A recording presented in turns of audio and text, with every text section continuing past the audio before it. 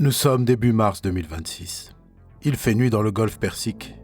Quelque part à Bahreïn, un ingénieur de permanence entre dans un bâtiment sans enseigne. Il surveille ses tableaux de bord. Température, alimentation, trafic réseau. Rien d'anormal. C'est un bâtiment comme des milliers d'autres dans la région. Des murs de béton, des rangées de serveurs, des climatiseurs industriels. Pas d'enseigne, pas de fenêtre. Le centre de données d'Amazon Web Services. Cette nuit-là, la détection acoustique capte quelque chose d'inhabituel. Un bruit de moteur à deux temps. Sourd, cyclique, pas un avion. Des drones Shahed fabriqués en Iran frappent le bâtiment. Les systèmes tombent. Quelques heures plus tard, même scénario aux Émirats Arabes Unis. Un troisième centre de données touché, celui d'Oracle, à Dubaï. 3 installations, un seul message. Amazon publiera un communiqué de statut. Quelques lignes sobres. Interruption liée à des incidents de sécurité physique dans nos installations du Moyen-Orient. C'est la première fois dans l'histoire des conflits interétatiques modernes que des centres de données commerciaux sont délibérément ciblés. Non comme des dommages collatéraux, mais comme des objectifs militaires en tant que tels. Ce n'était pas une erreur de ciblage. C'était une déclaration doctrinale.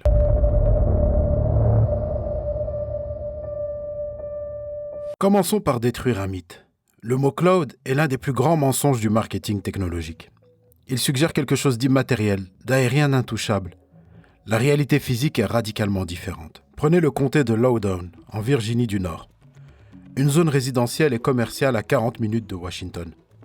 Ce comté abrite plus de 300 centres de données, dont plus de 50 appartenant à Amazon ou loués par Amazon. Greenpeace estimait déjà en 2019 que la capacité installée d'AWS dans cette région seule atteignait 1,7 gigawatts. Un chiffre qui a largement augmenté depuis. Cette région, que les ingénieurs appellent US East 1, est décrite dans la presse spécialisée comme la plus grande concentration de centres de données d'entreprises au monde. Ce n'est pas tout. L'ossature invisible de l'informatique dématérialisée, c'est aussi les câbles sous-marins. Ces tubes de fibre optique posés au fond des océans transportent plus de 95% du trafic de données intercontinental. Pas des satellites, non pas les ondes radio, des câbles physiques et vulnérables. D'ailleurs, si le sujet vous intéresse, j'ai fait un épisode spécialement sur ces câbles. Je vous mettrai le lien en description.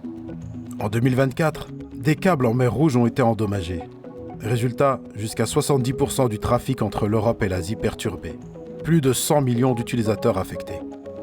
Un rapport de Recorded Future a recensé 44 dommages de câbles entre 2024 et 2025.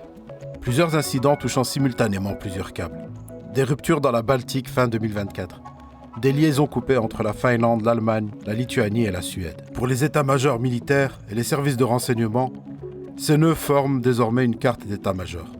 Centre de données, point d'échange Internet, câbles transocéaniques. Un enchaînement de cibles potentielles pour perturber la puissance numérique d'un adversaire.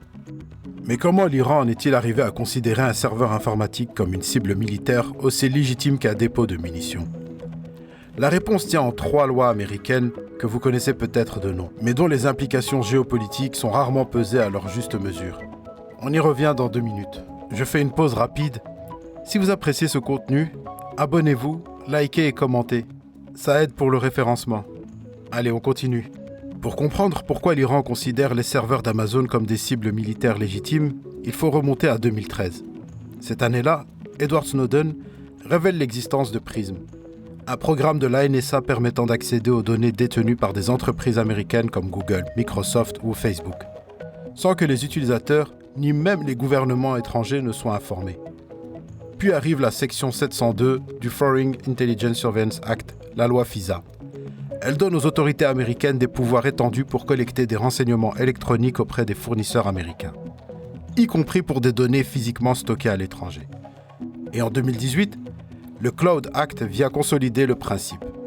Un seul principe résume la logique. La juridiction suit le fournisseur, pas le serveur. Amazon Web Services peut héberger vos données à Francfort, à Singapour, à Sao Paulo. Peu importe l'adresse physique. Washington peut contraindre Amazon à livrer vos données. Pour Téhéran, Moscou ou Pékin, cette architecture juridique n'est pas une anomalie technique. C'est une confirmation. Le cloud américain est le prolongement de la puissance d'État des États-Unis. Un outil combinant avantages économiques, capacité d'espionnage et levier de sanctions. L'IRGC, la garde révolutionnaire iranienne, publie des communiqués via l'agence Tasnim. 18 entreprises listées comme cibles potentielles. Apple, Google, Microsoft, Nvidia, Oracle, IBM, Palantir. L'accusation est explicite. ces entreprises soutiennent des opérations militaires et d'espionnage contre l'Iran. Un clip vidéo diffusé par un porte-parole militaire iranien va plus loin. On y voit un globe, un zoom progressif sur un centre de données Stargate aux Émirats arabes unis. Le message affiché ? Rien n'échappe à notre regard, même ce que Google cache, suivi d'un avertissement. Les centres de données, pipeline numérique de la puissance américaine, deviendront des cibles si Washington frappe les infrastructures civiles iraniennes. Ce n'est pas de la rhétorique de propagande sans fondement doctrinal. Des études académiques sur les opérations hybrides iraniennes montrent que Téhéran a progressivement développé une doctrine combinant attaques informatiques, opérations d'influence et frappes sur des infrastructures. Le ciblage des centres de données dans le Golfe s'inscrit précisément dans cette logique. Remontons à octobre 2025. Aucune frappe, aucun drone, aucune attaque informatique revendiquée. Une simple panne technique dans la région US East 1 de Virginie du Nord. En quelques heures, des services tombent dans le monde entier. Des messageries chiffrées, des plateformes d'intelligence artificielle, des places d'échange de crypto-monnaies, des outils de collaboration utilisés par des milliers d'entreprises. L'analyse d'Ookla documente les effets en cascade de cet incident. Une simple défaillance technique sur l'ensemble des connexions mondiales. Prenons la mesure. Ce n'était pas une attaque. C'était juste une panne de centre de données.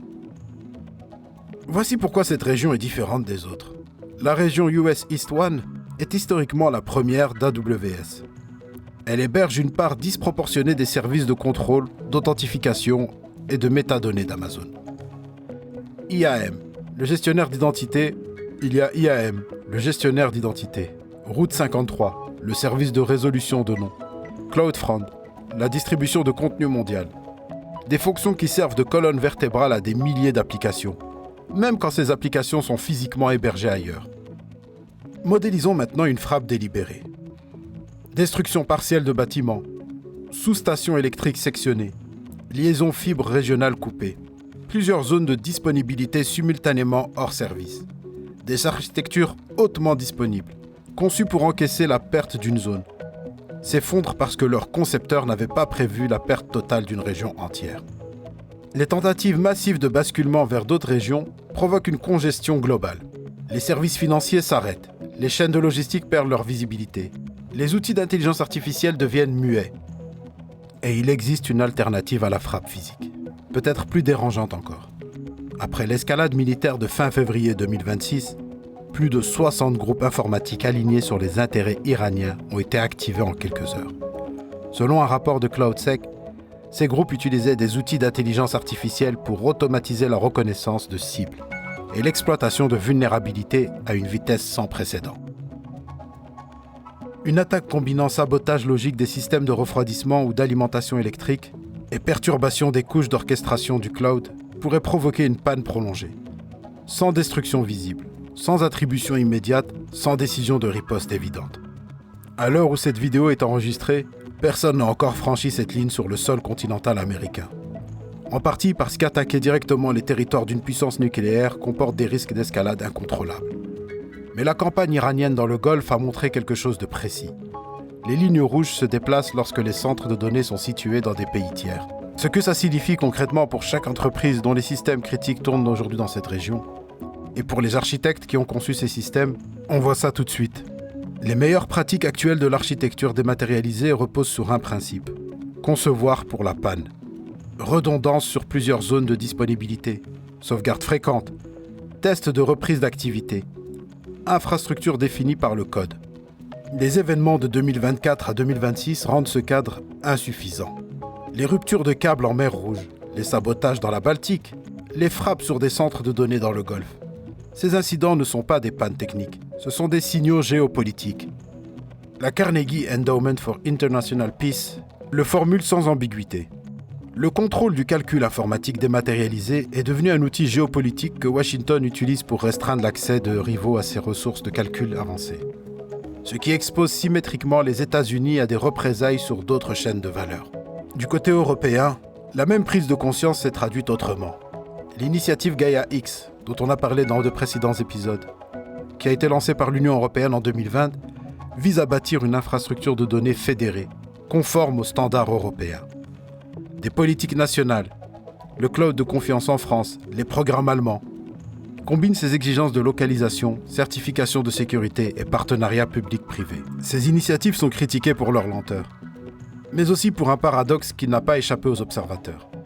Elles intègrent parfois les mêmes fournisseurs américains qu'elles cherchent à contourner, mais elles formalisent une demande: résister à la fois à la surveillance extraterritoriale du Cloud Act et au risque de guerre. Pour un architecte ou un responsable de système d'information, l'implication est directe. Identifier où les données et les traitements sont physiquement hébergés. Quels câbles et quels nœuds ils traversent. Dans quelle juridiction ils tombent. Tester des bascules non seulement entre régions d'un même fournisseur, mais entre fournisseurs. Et vers des infrastructures souveraines ou sur site.